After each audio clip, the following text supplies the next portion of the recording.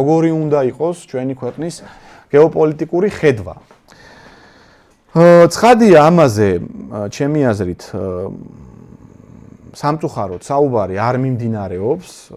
ყოველ შემთხვევაში მე არ შემხვედრია ამაზე კონცეპტუალური და შინაარსობრივი დისკუსია, საერთოდ კონცეპტუალურ ნაშრომებზე და სახელმწიფო სტრატეგიაზე საერთოდ საუბარი ზედმეტია. ჩვენი სახელმწიფო და ჩვენი ხელისუფლება ამ დონეზე არც არის დაკავებული პრობლემებით, ის ბევრად უფრო მარტივად, ზედაპირულ, ასე ვთქვათ, ყოველდღიურ რაღაცა პირადი პრობლემების დაკავებით არის, მოგვარებით არის დაკავებული. თუმცა, მე ვთვლი, რომ ჩემი დღევანდელი გადაცემაც და ზოგადად ის, რასაც ჩვენ ვაკეთებთ, ამან დიდწილად შეიძლება საფუძველი ჩაუყაროს, თუნდაც აი რაღაც მცირე ნაწილში საზოგადოების ამ საკითხზე დაინტერესების თვალსაზრისით, ამ საკითხის აქტუალიზების თვალსაზრისით და იმედი მაქვს, რომ ადრე თუ გვიან ეს ყველაფერი, მათ შორის სახელმწიფოებრივ ხასიათს შეიძენს და სახელმწიფოებრივ დონეზე ეს საკითხებიც იქნება გათვალისწინებული. პირველი, რაც უნდა გავაკეთოთ აუცილებლად. საქართველო უნდა გამოვიდეს აი ამ ტრანსატლანტიკური სივრცის, შეერთებული შტატების გლობალისტური, ლიბერალური ნაწილის მიერ ჩვენთვის თავს მოხვეული კონცეფციის, რასაც ქვია რუსეთთან კონფლიქტის გარდაუვალობა, აი ამ კონცეფციიდან უნდა გამოვიდეთ. დააკვირდით ნებისმიერი ლიბერალი სპიკერი, აი მაგალითად, ბოკერიიდან დაწყებული რაღაც რიგით აქტივისტამდე დამთავრებული, აჟღერებს შემდეგ ნარატივს, რომ რუსეთთან კონფლიქტი არის გარდაუვალი. ანუ რუსეთი რაც არ უნდა რუსეთთან მოიქცა, რა პოლიტიკაც არ უნდა გაატარო რუსეთის წინააღმდეგ, ის აუცილებლად შემოგიტევს. ანუ რუსეთი არის რაღაცა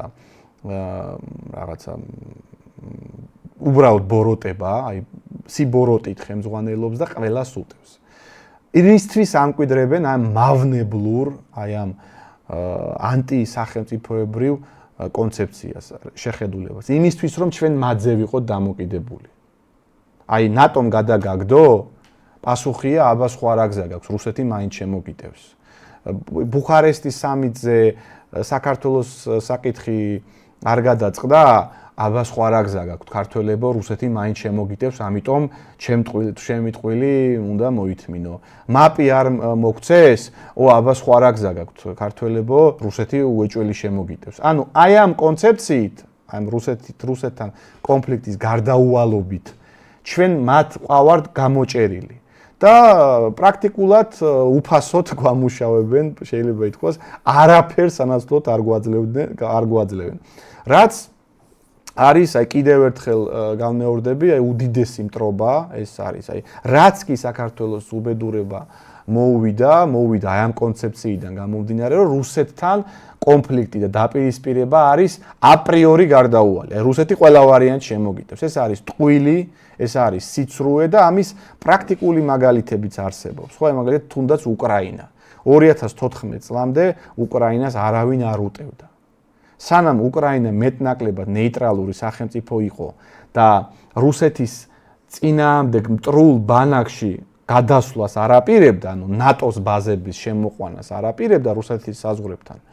რუსეთი მშვენივრად და მარტივად გაგებით ეკიდებოდა მათ შორის ყირიმის ერთ-ერთი ყველაზე სტრატეგიული ტერიტორიის რუსეთისთვის უკრაინის შემადგენლობაში არსებობას. კიდევ ერთი მაგალითია, ჩვენი ზომის მაგალითი, ჩვენი მეზობელი აზერბაიჯანი. ამ შემთხვევაში უფრო პოზიტიური მაგალითიცაა იმ თვალსაზრისით, რომ აზერბაიჯანს გარკვეული პრობლემები ჰქონდა 90-იანების დასაწყისში რუსეთის ფედერაციასთან, არაპირდაპირი, არადეკლარირებული კონფლიქტი, როგორც ჩვენ, თუმცა ყველას გვესმის, რომ თუნდაც ყარაბახის ომში სომხეთის სასარგებლოდ რუსეთი მოქმედებდა. მაგრამ ამის მიუხედავად